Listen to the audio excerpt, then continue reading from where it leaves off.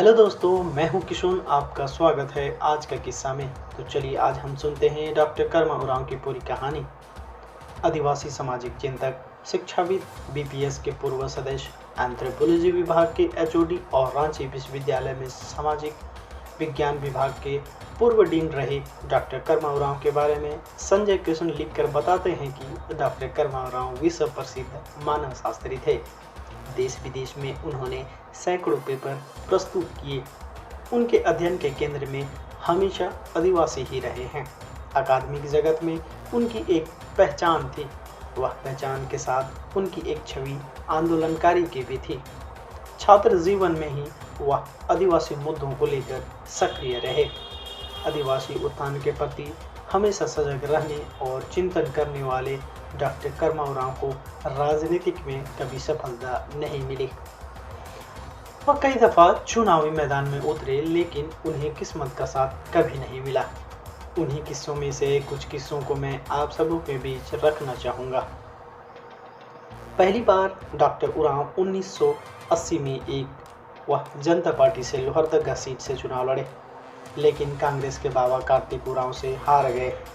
वहीं वह 1980 में ही बिशुनपुर से भी भाजपा के टिकट पर विधानसभा सीट पर चुनाव पर भी अपने किस्मत आजमाने की कोशिश किया, लेकिन जनता को विधानसभा में भी नहीं पसंद आए।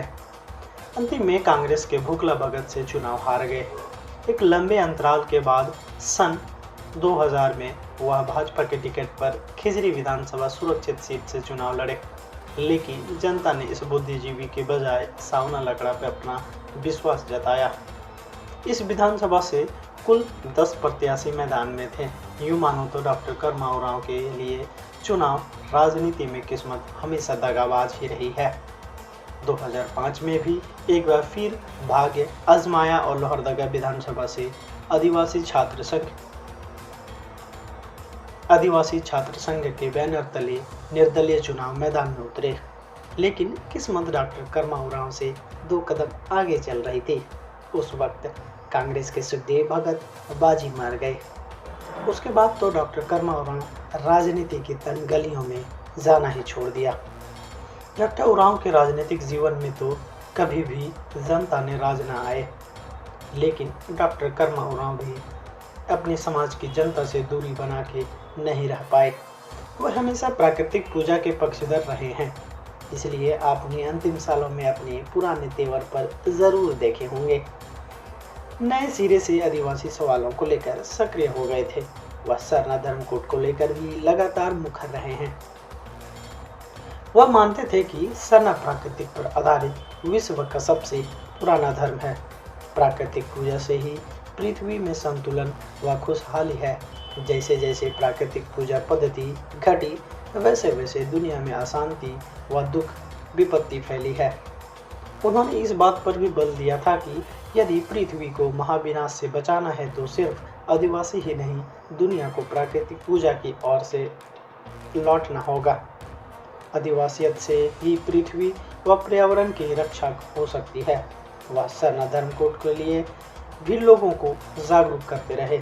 उन्होंने मंचों से कई बार आदिवासियों को संबोधित करते हुए कहा है कि जनगणना में सरना धर्म दर्ज करना है। इसी जनगणना में सरना धर्म कोड को लेकर दिसंबर 2021 में सरना धर्म कोड को लेकर दिल्ली चलो का नारा भी दिया था। इसी साल मार्च में मोराबादी मैदान में विशाल रैली को संबोधित करते हुए डॉक्टर कर्मा उरांव ने कहा था, केंद्र सरकार को सरना धर्म कोड देना होगा, यह हमारी आस्था का सवाल है। 2 दर्जन अकादमिक संस्थाओं से जुड़े और 1 दर्जन से भी ज़्यादा देशों का भ्रमण कर चुकी डॉक्टर कर्मा उरांव ने अपनी ज़मीन कभी नहीं छोड़ी। वह अपनी ज़मीन की धुरी पर खड़ी होकर अपने मन और ढंग की राजनीति करते रहे। इतनी में ही आज की डॉक्टर कर्मा उरांव के किस्सों को मैं समाप्त करता हूँ। फिर मिलता हूँ इसी तरह नए किस्सों, नई इन्फॉर्मेशन के साथ। अगर आपको अच्छा लगा तो सब्सक्राइब, लाइक, कमेंट, शेयर करना ना भूलें। तब तक के लिए जोहार।